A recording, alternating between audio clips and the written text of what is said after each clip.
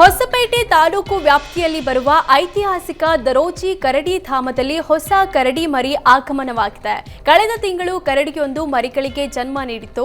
ಕರಡಿ ಧಾಮದ ಸಿಬ್ಬಂದಿಗೂ ಕಾಣದ ಹಾಗೆ ತೆರೆಮರೆಯಲ್ಲಿದ್ದ ಕರಡಿಗಳೀಗ ಹೊರಗೆ ಬಂದು ಓಡಾಡ್ತಿವೆ. ತಾಯಿ ಜೊತೆ ಕರಡಿ ಮರಿಗಳು ಬಿಂದಾಸ್ ಆಗಿ ಓಡಾಟ ಮಾಡುತ್ತಿರುವ ದೃಶ್ಯಗಳು ಪ್ರವಾಸಿಗರ ಮೊಬೈಲ್ನಲ್ಲಿ ಸೆರೆಯಾಗಿದೆ. ಏಷ್ಯಾದ ಅತಿದೊಡ್ಡ ಕರಡಿ ಧಾಮವೆಂದು ಖ್ಯಾತಿ ಪಡೆದಿರೋ ದರೋಜಿ ಕರಡಿ ಧಾಮಕ್ಕೆ ನಿತ್ಯ ಪ್ರವಾಸಿಗರ ದಂಡೆ ಹರಿದು ಬರ್ತಿದೆ.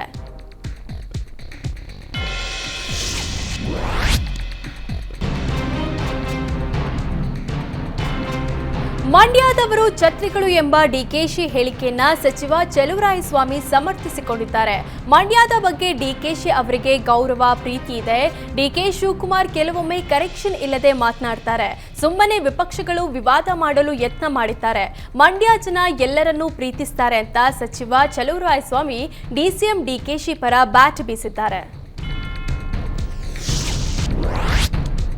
ದೆಹಲಿ ಹೈಕೋರ್ಟ್ ಜಡ್ಜ್ ಯಶವಂತ್ ವರ್ಮಾ ಮನೆಯಲ್ಲಿ ಪತ್ತೆಯಾದ ಅಪಾರ ಪ್ರಮಾಣದ ಹಣಕ್ಕೆ ಸಂಬಂಧಪಟ್ಟಂತೆ ಮಹತ್ವದ ಬೆಳವಣಿಗೆಯಾಗಿದೆ. ಈ ಪ್ರಕರಣಕ್ಕೆ ಸಂಬಂಧಿಸಿದ ವಿಡಿಯೋವೊಂದನ್ನು ಸುಪ್ರೀಂ ಕೋರ್ಟ್ ಬಿಡುಗಡೆ ಮಾಡಿದೆ.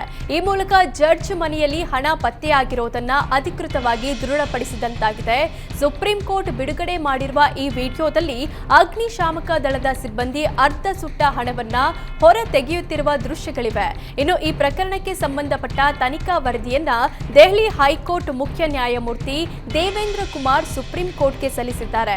ಈ ಮಧ್ಯೆ ನನ್ನ ವಿರುದ್ಧ ಷಡ್ಯಂತ್ರ ನಡೆಸಲಾಗಿದೆ ಅಂತ ಹೈಕೋರ್ಟ್ ಜಡ್ಜ್ ಯಶವಂತ್ ವರ್ಮಾ ಆರೋಪಿಸಿದ್ದಾರೆ.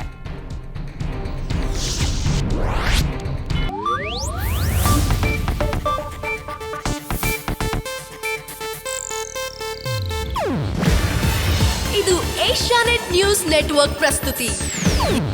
ನೀವು ನೋಡ್ತಿದ್ದೀರಾ ಏಷ್ಯಾನೆಟ್ ಸುವರ್ಣ ನ್ಯೂಸ್.